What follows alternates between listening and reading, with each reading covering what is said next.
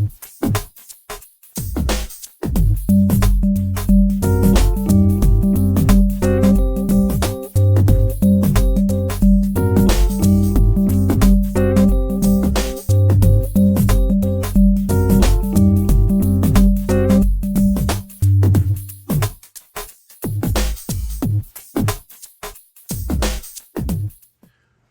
welcome to Freedom Talks. I am your host, Chauncey Young. We are going to be interviewing a special guest today. We told you that when we first started Freedom Talks that we're going to be talking to several people.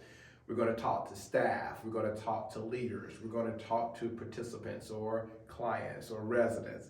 And so many more. But today we're going to be talking to a resident. You're going to love hearing testimonies from these ladies, and we have our very first testimony today. So I want you to welcome to our studio Miss Tracy. And Tracy will be answering questions, and I hope that you'll pass this on to your friends, that you'll share this with many others so that other people can also partake of this awesome video from Freedom Talks. All right, so Tracy, welcome to Freedom Talks. I want you to first just tell us a little bit about yourself. I got your name is Tracy, but you tell us a little bit about who Tracy is. Okay, I'm 38 years old. I have 4 beautiful daughters. I got a 1-year-old grandson, and I'm just trying to live my life for Jesus. Absolutely, I love that last part, just trying to live a life for Jesus. So you have a grandson, right? 1 year old. All right. You know, John 3:17 is a unique ministry. And I say that because I've had some interaction with you all, and I've had an opportunity to just look at the ministry and some of the dynamics and nuances of it. And I'm always impressed as to, the before and after stories, right? I've seen your before and after picture. Yes. It's amazing how you ladies just, your before picture is telling the story, right? It's telling the story that you entered the program with. And then your after is kind of showing us where you've evolved to.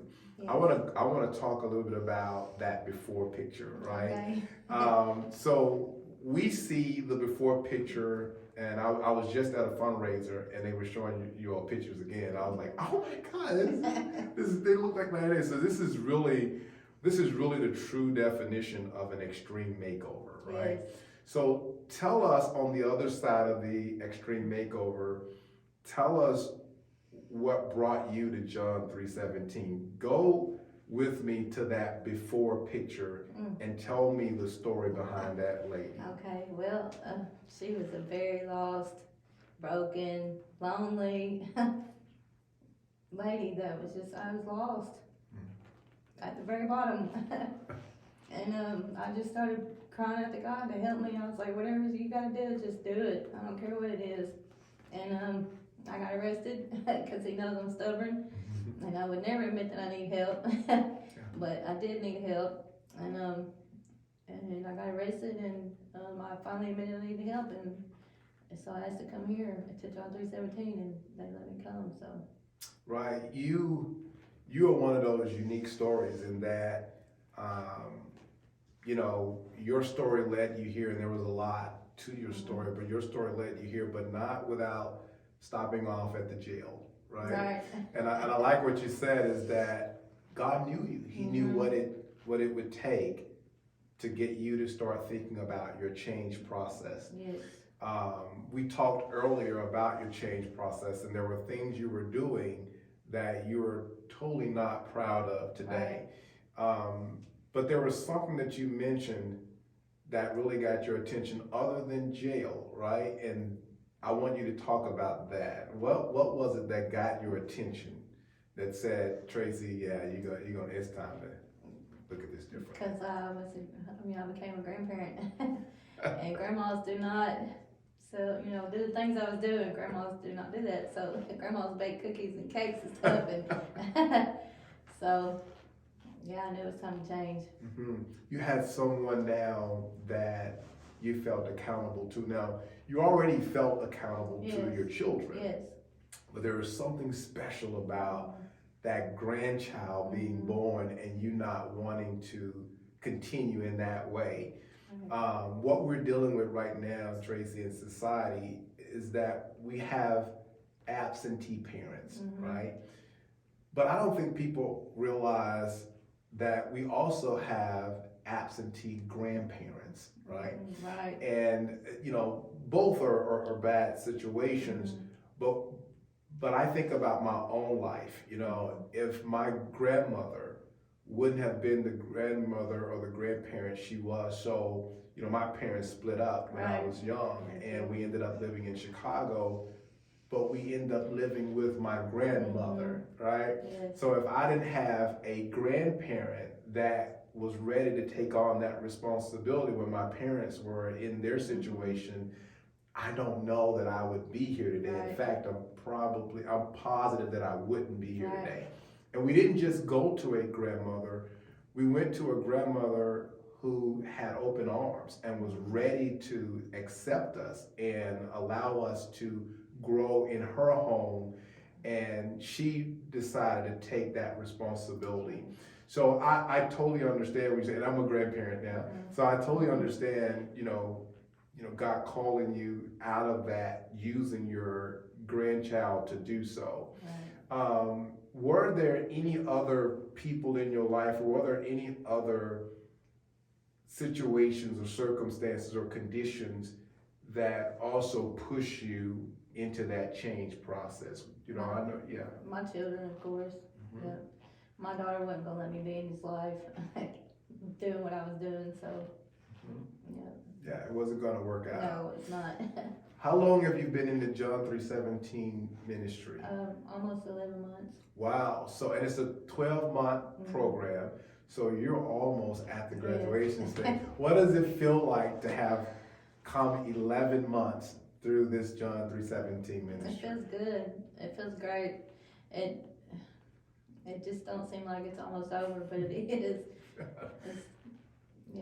It's changed my life for sure. Yeah.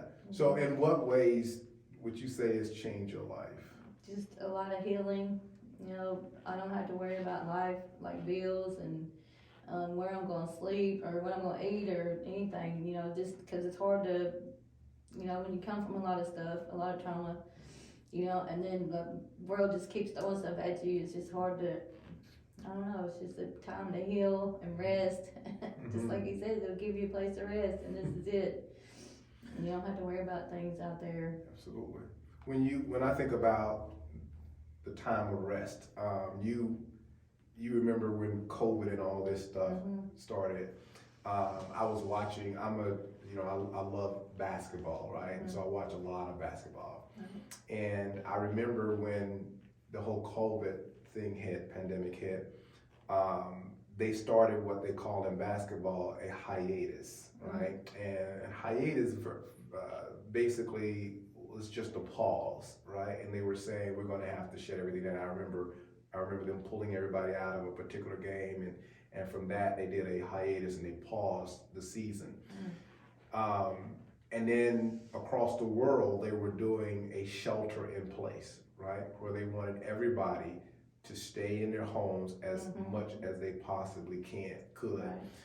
A lot of things happened in that. A lot of people began to sit with themselves, and that's when the reality of a lot of other things began to be addressed by parents, grandparents. Right.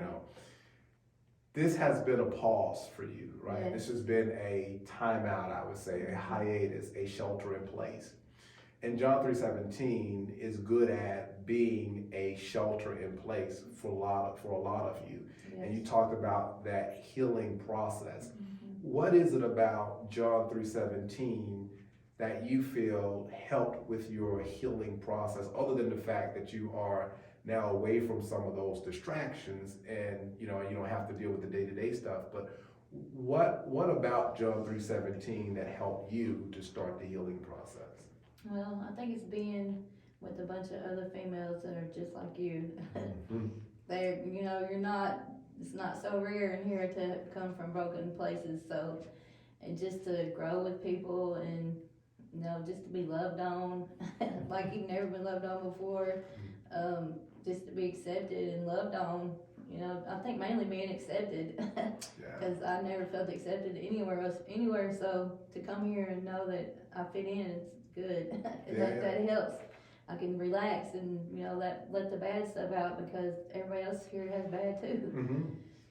And just praising and worshiping and just hearing the word and good sermons, and just open my eyes up to stuff I never thought of before.